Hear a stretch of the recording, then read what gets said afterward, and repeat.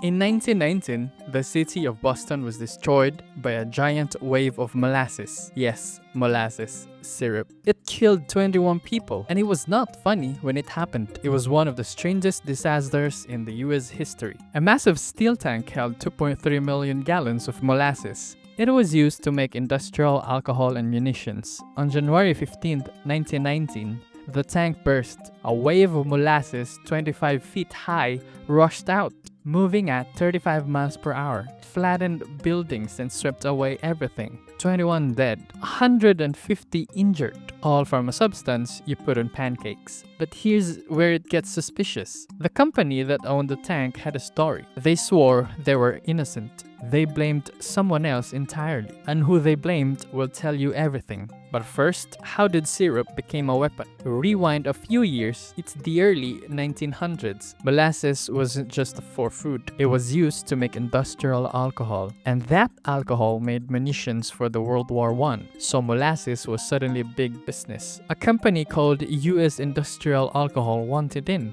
In 1915, they built a giant tank to store it all, 50 feet tall, 90 feet wide. But they were in a hurry.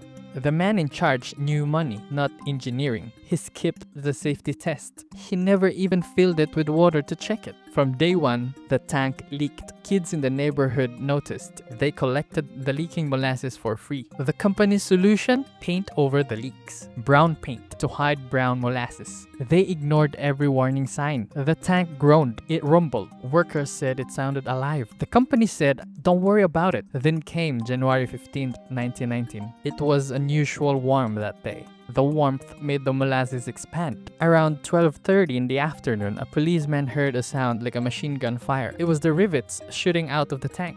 Then the whole tank tore open. A wall of molasses exploded into the street 25 feet high, faster than anyone could run. It snapped buildings off their foundations. It even knocked out a train track sideways. A firehouse was shoved toward the harbor, and then it went quiet. The molasses settled chest deep across 2 city blocks. Rescuers rushed in, but the molasses trapped them. It was like wading through wet cement. Sailors from a nearby ship climbed in to help. The Red Cross worked through the night. It took days to find everyone. Boston smelled like molasses for years. Now, back to that company. They had to explain what happened, and their explanation was wild. They claimed it wasn't their fault at all. They said arcanists bombed the tank. A bomb, not their crack.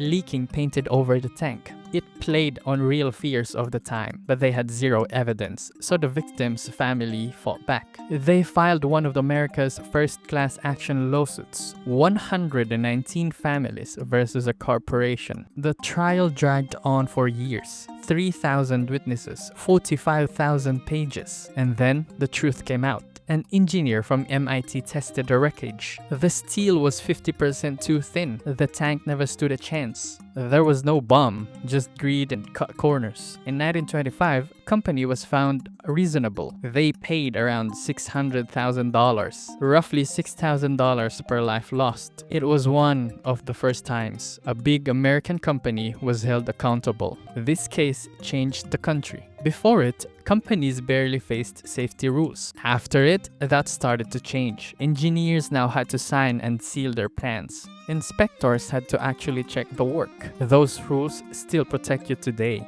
All because of a molasses flood. So let's recap the whole sticky mess. A company rushed a giant tank, ignored the leaks and painted over them. The tank burst and killed 21 people. They blamed imaginary arcanists and lost, changing safety law forever. 21 lives, 2.3 million gallons. One of the strangest tragedies America ever saw. It sounded like a joke until you know the truth. 21 people drowned in syrup because of a company chose speed over safety. The next time something sounds too silly to be real, remember Boston and the day the streets ran sweet.